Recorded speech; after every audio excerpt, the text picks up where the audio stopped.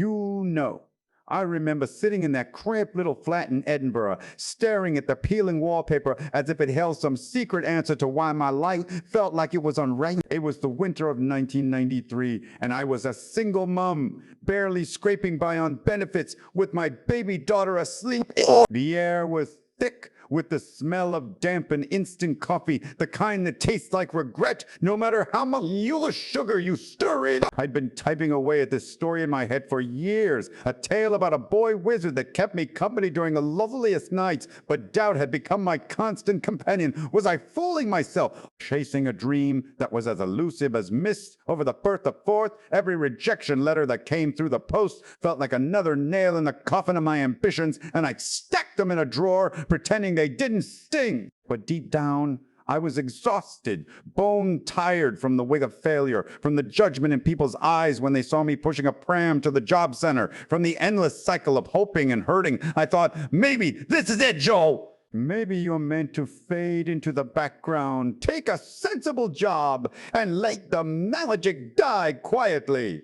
And then, on what seemed like just another gray afternoon, something happened that, at the time, felt like nothing more than a petty annoyance. A spilled cup of tea on my only typed manuscript page. It blurred the ink soaked through the words I'd poured my soul into, and I sat there, tears mixing with the stain, cursing my clumsiness. Little did I know that tiny disaster was the spark that would ignite. Looking back, it's funny how the universe whispers through the mundane, isn't it? I mean, here I was, feeling like the world was conspiring against me, and all it took was a clumsy elbow and a lukewarm brew to shake me out of my stupor. Before that moment, my days blurred. I'd wake up to Jessica's cries, change her nappy with hands that still ached from scribbling notes late into the night, and then bundle us both up against the Scottish chill to head to the nearest cafe. Why a cafe? Because the flat was too cold, too quiet, too full of echoes of my failed marriage and the depression that clung to me like fog. I'd ordered the cheapest coffee, nursed it for hours, and Harry Potter wasn't just a story. He was my escape, my rebellion against a life that had knocked me flat. But rejection after rejection, 12 of them by then had worn me. I sent the manuscript to agents, pouring my heart into query letters that came back with polite dismissals or, worse, silence. Not for us, they'd say, or the market isn't right. And I'd internalize it, thinking maybe I wasn't good enough. My ex-husband's words echoed in my head, calling my writing a waste of time, and on bad days, I'd believe him. Friends would try to encourage me, but their pitying smiles only made it worse. I was trapped in this loop of self-doubt, questioning every choice. Why did I leave Portugal? Why did I think I could raise a child alone? Why cling to this fantasy world when the real one demanded I grow up? That spilled tea, though, it was such a nothing moment, yet it forced me to confront the mess, literally and figuratively. I blotted the page with a napkin, watching the words smear into illegible swirls, and something inside me snapped. Not in anger, but in clarity. I had to retype it, didn't I? And as I did, hunched over my ancient typewriter that clacked like an old friend complaining, I started seeing the story anew. Thus, I'd ignored, jumped out. The pacing was off in chapter 3. The dialogue in the sorting hat scene felt forced. It was as if the tea had washed away my complacency. Shh. I revised furiously that night, Jessica cooing from her cot, the room lit by a single bulb that flickered like my resolve, and in that revision I found a thread of hope I'd lost. It reminded me of Virginia Woolf's A Room of One's Own, how she talked about the interruptions women face in creating the endless dimension that pull us away from our worlds. Woolf had her own struggles locked away in her mind's Bloomsbury, fighting madness and societal chains, yet she persisted, turning her frustrations into prose that cut like a knife. I felt a kinship there, in that dim flat, as if she were whispering, "Keep going, Joe. The interruptions are part of the story. It wasn't grand. It was just me, alone, rewrite." As the days turned into weeks, that catalyst rippled outward. I sent the revised manuscript to one more agent, Christopher Little, half expecting another rejection, but this time something shifted. He saw potential, and slowly the wheels started turning. Bloomsbury picked it up, and Harry Potter and the Philosopher's Stone was born. But the transformation wasn't just in the publishing deal, it was in me. Before, I viewed setbacks as proof of my inadequacy. After, I saw them as invitations to dig deeper. My daily habits changed. I wrote with a fierceness, carving out time like it was sacred, even if it meant scribbling on napkins during Jessica's naps. The hopelessness lifted, replaced by a quiet determination. I started believing in the magic again, not just in the books, but in life. Encounters with strangers took on new meaning. A kind word from a barista became fuel. A child's laughter in the park inspired a scene. Who? It was like awakening from a long sleep. Colors brighter, possibilities endless. Weaving through this, I can't help but think of other stories that mirrored my own. Take Beethoven, for instance, that titan of music, going deaf in his prime, a frustration that must have felt like the cruelest joke. He could have given up, let the silence swallow his symphonies. Instead, it became his catalyst. He composed his greatest works in that isolation, feeling the vibrations through the floor, turning personal ornamental into universal. His Ninth Symphony, with its ode to joy, was born from that struggle, a reminder that our deepest pains can forge our most profound creations. It resonated with me as I pushed through my revisions, ears ringing with doubt, but heart pounding with rhythm.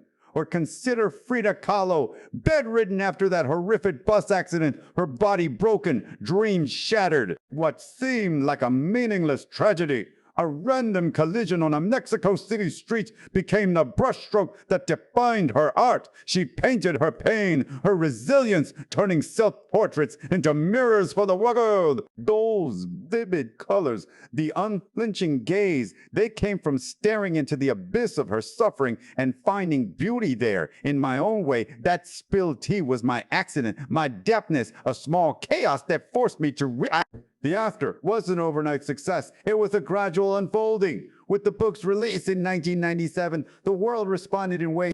Kids lined up at signings, their eyes wide with wonder, and I saw echoes of my younger self in them. The misfits finding solace in stories. Financially, it changed everything. No more scraping by, no more fear of the next. But the real shift was internal. I approached life with gratitude for the small things, knowing they could be portals to change. Arguments with loved ones became opportunities for growth, not endings. I remarried, had more children, built a family that felt like home. Philanthropy became my outlet, founding Lumos to help institutionalize children, drawing from my own. Every choice now carried the weight of that lesson. What seems annoying or meaningless might be the very thing steering you toward your truth.